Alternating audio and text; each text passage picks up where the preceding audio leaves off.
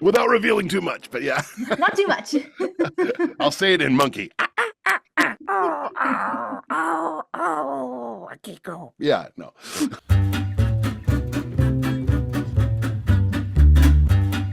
Hi, Ally. How are you? Thank you so much for joining me today. Thank you, Veronica. Good to see you.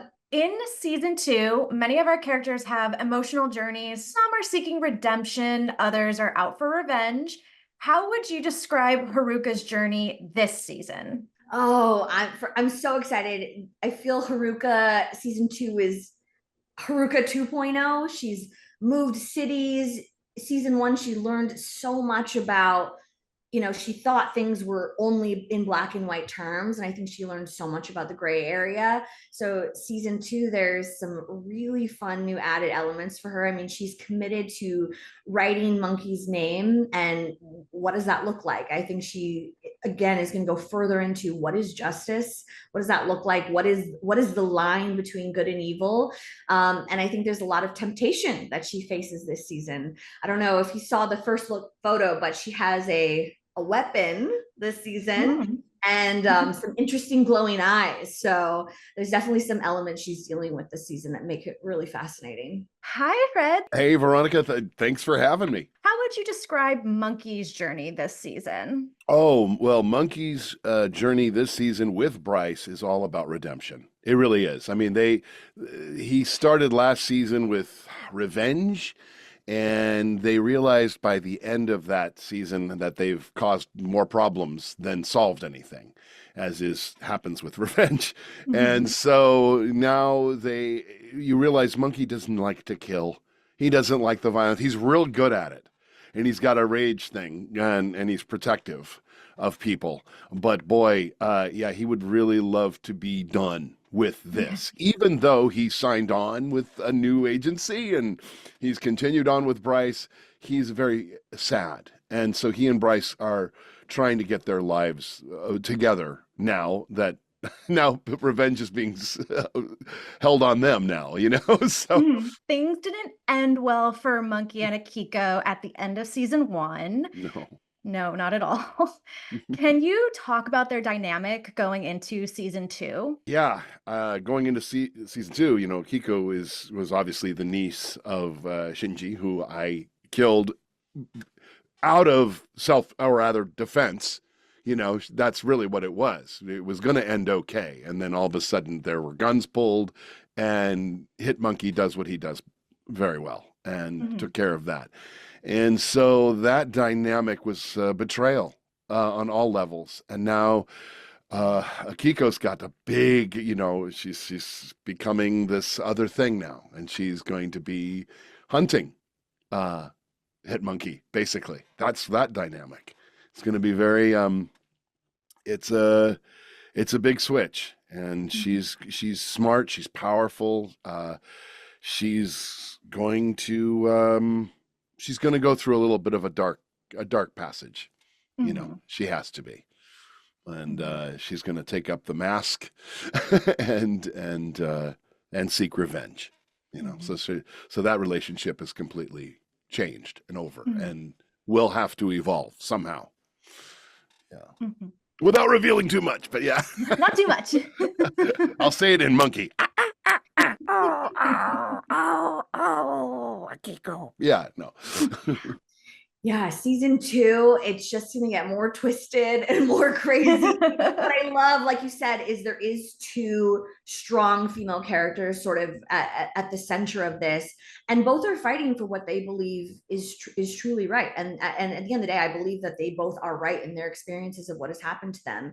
So it is really fascinating. I think what the show does well is dealing with the gray area of characters, seeing where they really do come from, and the backstory of why people come to the decisions they make and why they feel the need to fight for redemption in certain ways, and what justice really looks like. So I think that's what makes all the characters so fascinating, is you really get a sense of their motives and intentions.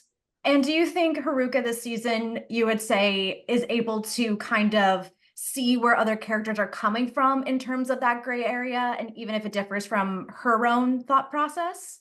Yeah, I think because she's dealing with her own kind of new element this season that is a temptation. So I think she is facing this own kind of personal crisis that keeps coming back to her. So I think that kind of opens up her eyes to, okay, maybe things aren't so simple. Maybe it isn't just a right answer or a wrong answer. So I love that they gave her something to really grapple with this season that kind of tests her own morality. For some characters in the first season, it felt like very black and white in the way of thinking.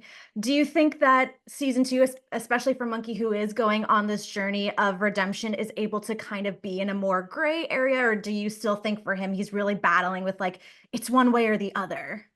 Oh, it's a definite gray area. Most definitely. Yeah. I mean, just because he's now protective of his sort of family, his friends, he and Bryce they're a team. And he loves those in his life. And so, yeah, it's going to be very challenging to see where he has to go and understanding in his way as a macaque, as a snow monkey can, you know, why people would be after him, and that's going to be it. So there's a lot of that that it gets complicated, but very fun. Is there a specific episode or sequence this season that you can mention that was particularly emotional or challenging, that fans should be on the lookout for? Oh man, it's so hard because there's so many good episodes. I will say there's just a lot more action this season, and especially stuff that Haruka gets to be a part of. And then setting it in this kind of like beautifully moody New York scenic backdrop is really such a fun juxtaposition. So definitely that. I would say episode 7 is quite gripping, and I think a merging of all of those elements we talked about, just the gore, the humor, the emotion, all of the themes kind of coming together at once. I wouldn't say necessarily challenging, but I really love the scenes with Bryce and his daughter when he's a ghost and he's trying, and I'm here to represent. One of the things that I really love is that Bryce gets to see what people think of him. They don't know he's there, so they're just like, "What a jerk he was! He owes me money," and I'm trying to represent for him, and so I love those scenes when we're together and me trying to be the best front man and wingman for him, as I can. But there's the caveat of I also know he's flawed. So there's always a little bit of the monkey being like, I know. Yeah. He sees both sides. He sees both sides, always has. That's the thing. And he has a lot of empathy for the truly innocent. God help you if you're attacking anyone he loves or himself. But so, and then there were other there's some monster challenges in this next sequence you'll see that was physically crazy. You'll see when we enter a very big creature's head. I'll just leave it at that, just to be aware of. It's so funny. I talk about the story when I first got onto this project. They really were interested in just accurate monkey sounds, so I had to really get that snow monkey correct, and then have emotions to it. In other words, they didn't want cartoony, but they also needed to have some kind of language or some sort of intonations that were very clear on what's happening. And I didn't realize, and this is to Jason Sudeikis's credit, how bloody funny, I knew I'm always a fan of his anyway, but I didn't realize just how quippy and how great it would be, seeing what Monkey's responding to. Because when I play Monkey, it's pathos, it's sadness, it's a lot of he's the straight man, if you know what I mean. He's the one who's just going through it all, and Bryce is the conscience, and flips it on its ear. So for me now, the either I go into a studio or here's my home studio, and I will get a script ahead of time, read the whole script, and then we're very clear on what Monkey's trying to say. So I like to know exactly when I make those noises, and we'll do a few passes. I mean, I'll meaning I'll do 3 or 4 or 5 versions of a line. just breaking it down. Bryce, we got to get out of here. Like I want to put it all in there. So I like to know what's going on, read the full script, and then they're very nice and they throw other characters at me. So I do have speaking roles often in the show. But yeah, so that's really it. I do look at the script. It's a traditional way to do it. I just look at the script and I kind of like am marking off. We all agree, and fortunately I'm working with great director and writers, and that I can we all work as a team off. So I'll do something and I'll say, can you make it shorter? Can you try this? Can we try that? So it's definitely a group effort. I do regret that we didn't record. We don't get to record together as a unit, like, a whole ensemble. I would love to do that because it's fun to react. But most of the time I know what I'm reacting to. And sometimes at the end of it, I will see picture. So I really get to see what's going on. What's always fun and the constant of this show will always be Neil and Will and Josh. Neil's our amazing director. And I always like to say, like, he plays all of the characters and he always has, which is so much fun because he goes 100% in. And then Will and Josh are always there. So what's been fun is, pandemic or not, those guys have always been there. And what keeps this show really loose and fun is they're constantly giving alts all the time to kind of just get you into the headspace of that character. So we'll do it as written, and then they'll be like, oh, why don't you just try this? Okay, what if we just threw this in here? And they'll kind of go through different parts that maybe she didn't have lines. And you're like, well, maybe she would say something here, or she'd have a reaction to how stupid something Bryce just said is. So I love that the sessions feel so loose, and it feels like you're creating, a real live action human breathing character. And I think that's why these characters turn out so,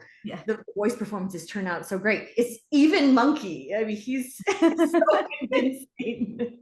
You mentioned when you're recording, you get the full script. And so, while Hit Monkey has had previous appearances in comics, a lot of this character hasn't been explored yet. No. So have you had conversations about Monkey's storyline with Will and Josh and where they see him going? Or do you kind of take it episode by episode?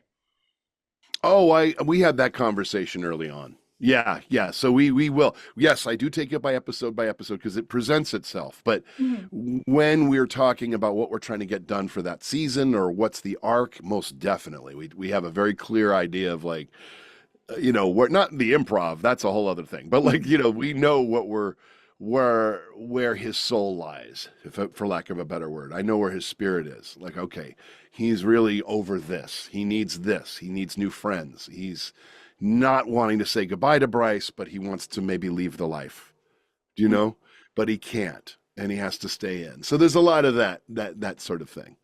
Okay. So yeah, we do. Yeah, going into the season, I have a clear idea, and then we just take it from there. You did mention, Bryce and his daughter, who is a new character this season. Yes. Are there any characters new or maybe even returning as they're growing that you've enjoyed seeing Monkey interact with? Oh, yes. I mean, okay. Can I be more of a fanboy of Leslie Jones? Can I? I can't. I adore her, like everything she's done. And so her playing Eunice is so fabulous. I literally jumped when I heard she was working on this show. It means everything. So yes, I'm excited about all of them. You've got Bryce, Eunice, Haruka. Man, that's a great character, just dealing with being a good cop. Iris, you mentioned, and Akiko, you've mentioned, but all of them. But I just was so shocked. And Eunice is one of the few people who really gets the situation, that there's this monkey. Okay, hi, monkey. Welcome aboard. I'm going to be representing you now. She's not fazed by it. Not in the least. And then, oh, he's a ghost. I knew it. And so she's just on board. She's hilarious. It just adds so much. So all the characters we've mentioned, I'm extremely excited about. But yeah, this was a very funny turn, because now Monkey's being looked after by someone who's a little more together, and a little tougher.